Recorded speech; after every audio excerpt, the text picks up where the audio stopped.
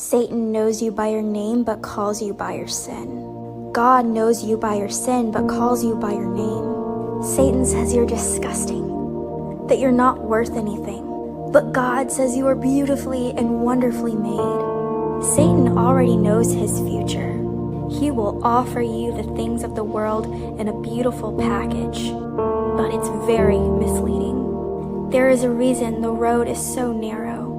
The more narrow that your path gets, shows you that you're walking on the right path. Because what God will give, he will also take away. But when he takes something away, he restores it 7 times 7-fold. We have to know the difference between Satan's voice and God's voice. Because Satan can talk to you and sound like God. But when God speaks to you, there's peace and there's not chaos. There's blessings and not disaster. There's grace, not condemnation. What the enemy sends after you shows you what's in you. That's why you've been going through so much hell. Because hell is nervous about you reaching your destiny.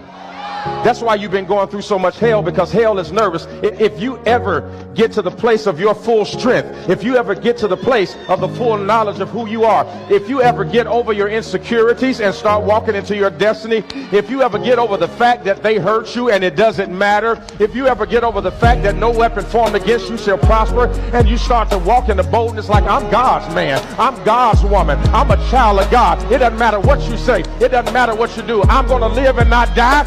He doesn't want you to get to that level of confidence. Many people fall for. And the lie he tells you is, you've got time.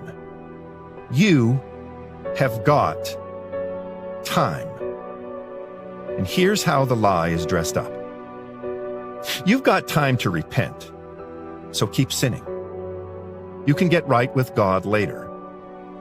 You've got time to keep living however you want. You don't have to worry about God and turning your life around just yet. Do it tomorrow.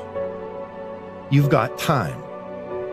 This is a lie that is so easy to believe because it's comfortable.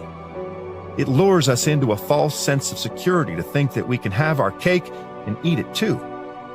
It's a lie that many fall for because it doesn't require any action on our part. It doesn't require us to change. Jesus' cross was 300 pounds. And even while the cross was 300 pounds, nobody begs the question, why did they choose Simon? Did they choose Simon because his shoulders were broad? Did they choose Simon because his calves looked sturdy? All we know is that when they put the cross on him, he never stumbled and he never fell. Every now and again, people who are jealous of you, they're jealous of you without knowing what's on you. You are carrying some stuff that would have crushed some other people. But when God chose the difficulty for your life, he knew that you were strong enough to deal with it and you would not succumb to the pressure.